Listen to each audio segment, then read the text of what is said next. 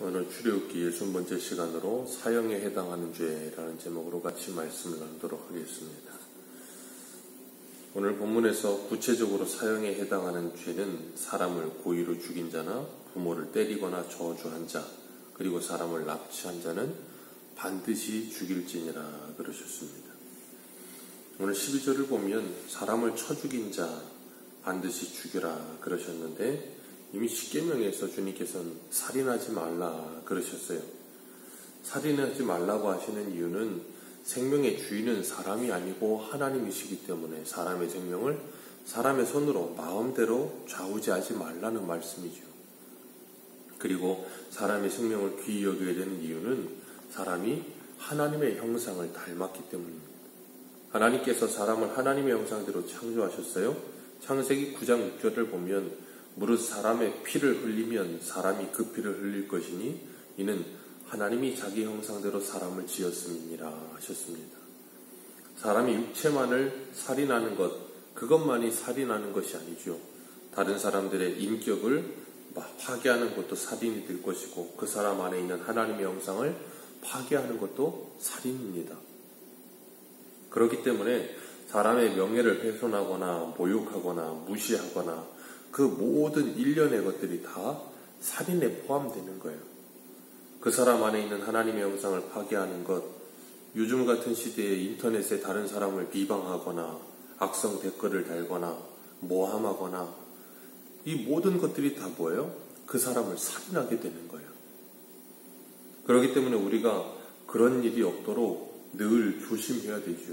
하나님은 요한일서에 보면 3장 15절에도 내 형제를 미워하는 자는 살인하는 자니라 그러셨어요.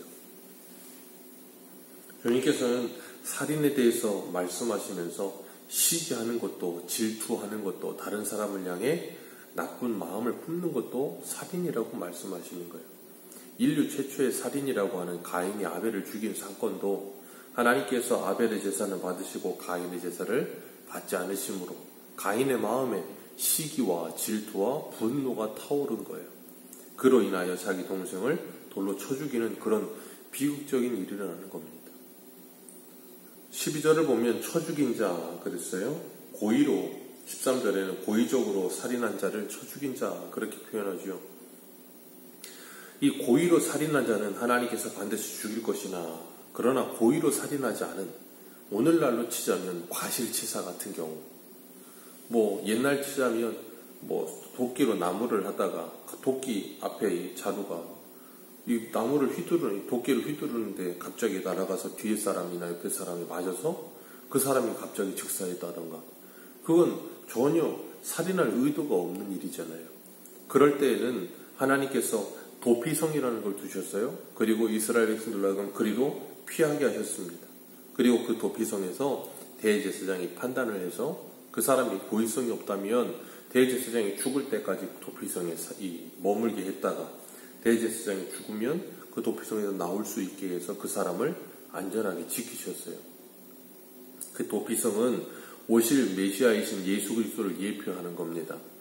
그래서 죄인들이 치러야 할 그 모든 피해 보수자의 그 모든 형벌들을 예수님께서 다 행하신 거예요. 자신의 몸으로 다 받으시고 그 모든 저주를 받으시고 십자가에 죽으시고, 마치 도피성으로 피하듯 하나님이 지정하신 예수 그리스도에게로 피하여 그 모든 사망 형벌을 피하게 하신 거예요. 오늘 14절을 같이 한번 읽습니다. 14절입니다. 시작. 사람이 그의 이웃을 고의로 죽였으면, 아멘. 고의로 죽였으면, 이 성경에는 죄에 대해서 두 가지로 이야기하죠. 고범죄와 자범죄. 고의적, 다분히 의도가 가득할 때, 그럴 때는 하나님께서 분명히 사형을 하라 그러셨어요. 그것을 통해서 뭐하게 하시는가 하면 더 큰 사륙이 일어나지 않게 하시는 거죠. 더 큰 사륙이 일어나지 않게 하신다는 것은 우리가 24절에도 보면 눈에는 눈, 이에는 이, 손은 손으로, 발은 발로 하면서 동해보복법이라고 하는 것인데, 하나님이 그렇게 행하게 하셨어요. 그 이유는 뭐냐면 사람이 어떤 피해를 보고 그것 때문에 괴로움과 이 악한 감정이 생기면 이 보복하고 원수를 갚는 것이 더 큰 보복을 일으키거든요. 그렇기 때문에 그렇게 하지 못하도록 이렇게 하나님께서 정하신 거예요. 그리고 15절과 16절, 15절과 17절을 보면 부모의 공경에 대해서 말씀하고 계시죠. 5계명에서 대인계명으로 제일 첫 번째 준 것이 내 부모를 공경하라 하셨습니다.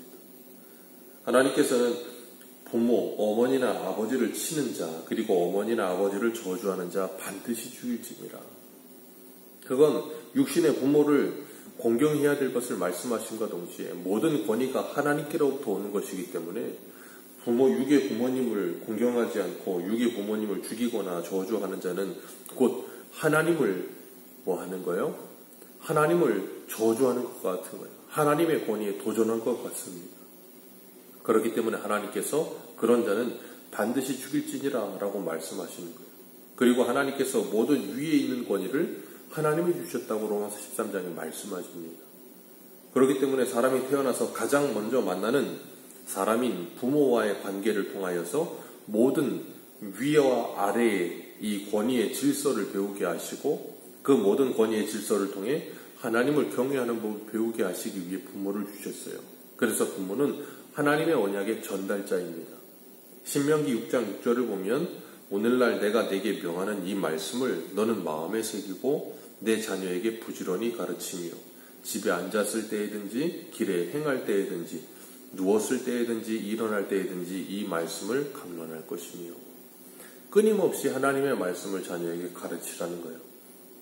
그런 부모를 죽이거나 저주하는 것, 하나님의 권위를 도전하는 것이요 하나님을 저주하는 것이라 말씀하시는 겁니다. 그렇기 때문에 하나님께서 그것을 사형에 해당한다 그러셨고 다른 사람을 납치하여 팔거나 자기 수하에 두는 자 죽일지니라. 사람의 생명을 함부로 하는 자 하나님께서 죽일 것이니라 라고 말씀하세요. 신약 성경에 가면 로마서 1장에 그런 표현이 나옵니다. 우리 한 구절만 읽겠습니다. 로마서 1장 28절.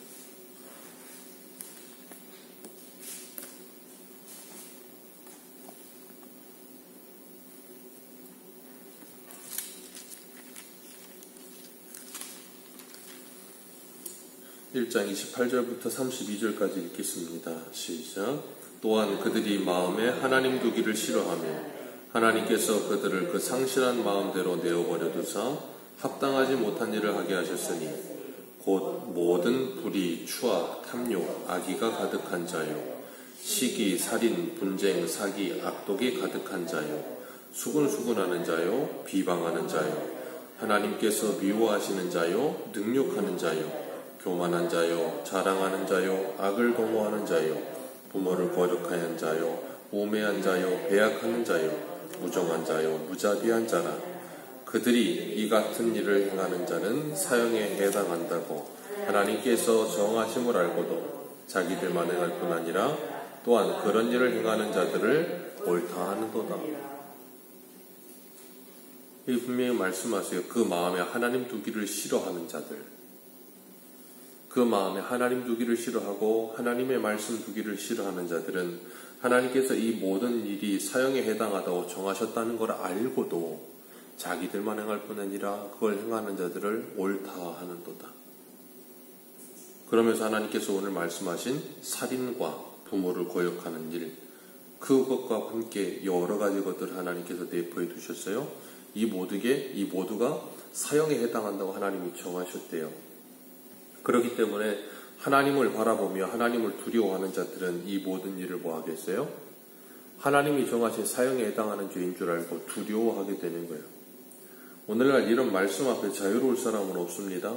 불의, 추악, 탐욕, 악의가 가득하고 시기와 살인과 분쟁과 악독이 가득하고 수군수군하고 비방하고 아마 이 말씀대로라면 우리나라의 모든 사람들, 국회의원들, 모든 사람들은 다 사형입니다. 거기에 자유로울 사람은 아무도 없어요.